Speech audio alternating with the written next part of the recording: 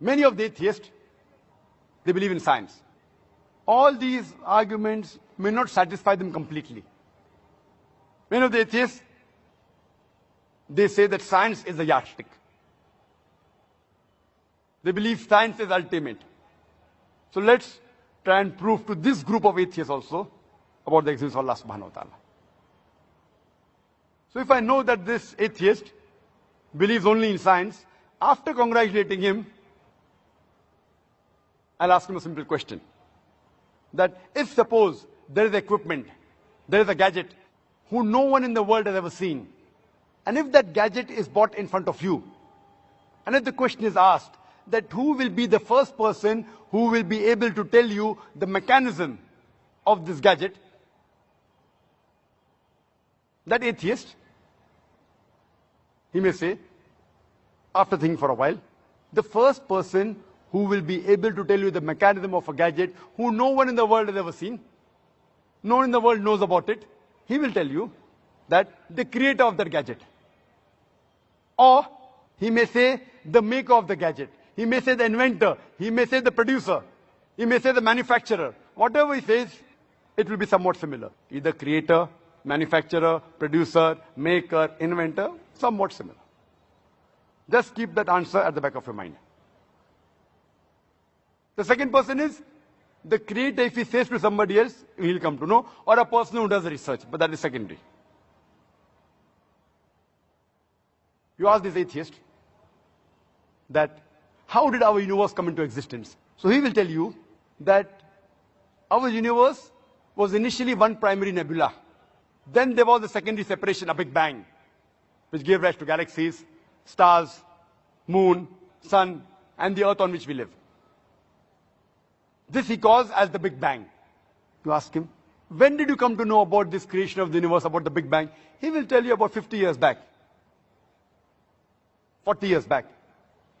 So you tell him, this thing what you're mentioning about the Big Bang is already mentioned in the Quran 1400 years ago in Surah Anbiya, chapter number 21, verse number 30, where Allah says, Avalam yaral lazina kafaru.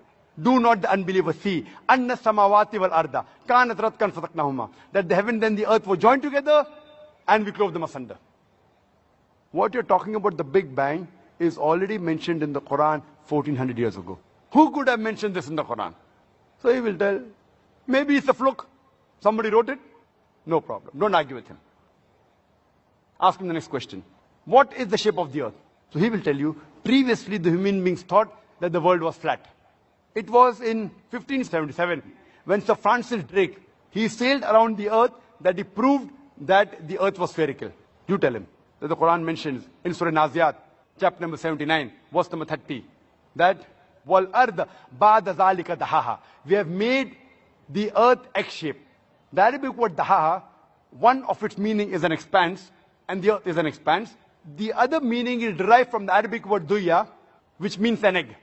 And we know today that the earth is not completely round like a ball.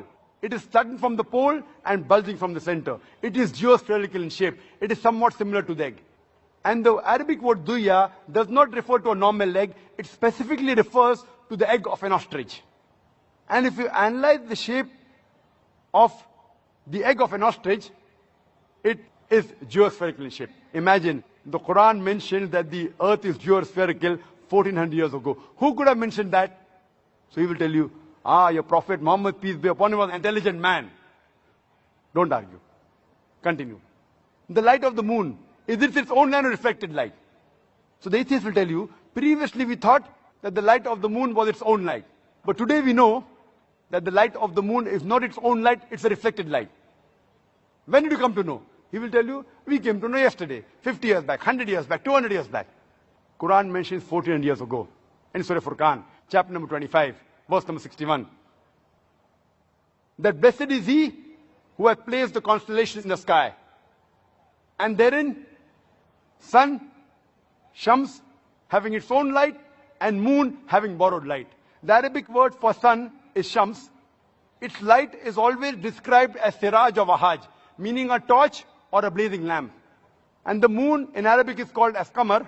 Its light is always described as munir or nur. Munir means borrowed light, and nur means a reflection of light. And nowhere is the moonlight described as Wahaj or Siraj. It's always described as Noor or Munir. Borrowed light or reflection of light.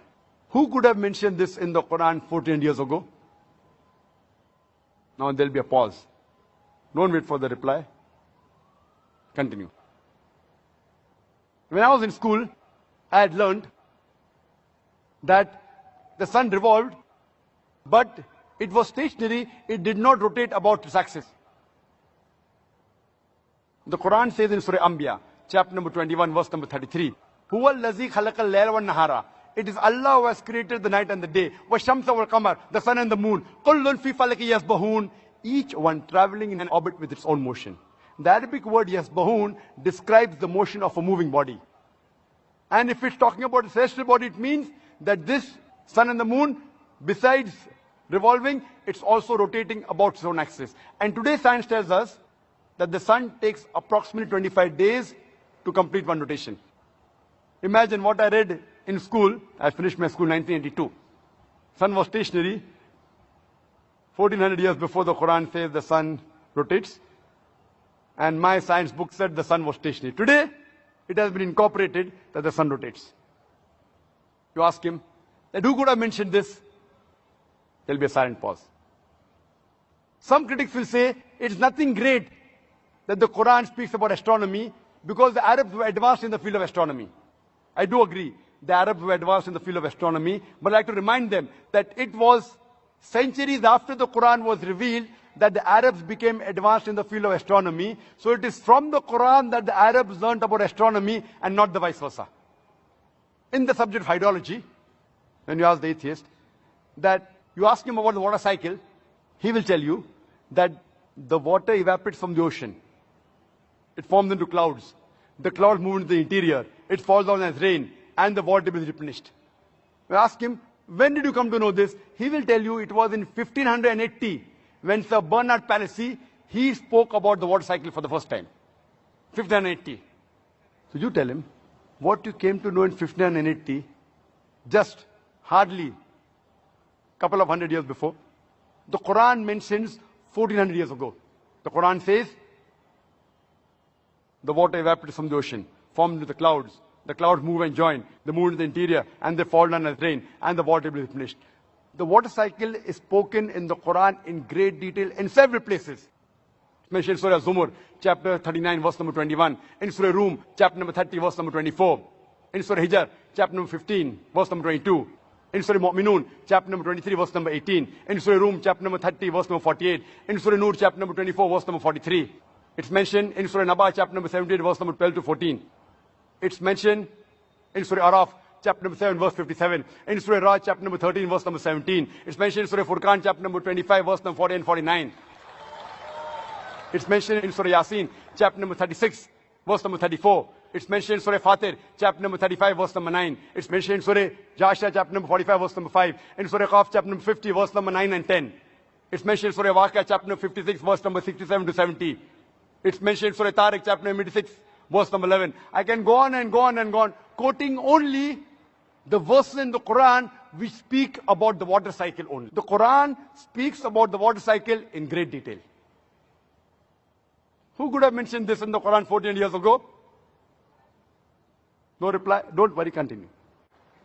So when you ask the atheist, who could have mentioned this in the Quran? The only reply he can give you is the same which he gave you earlier. It is the creator.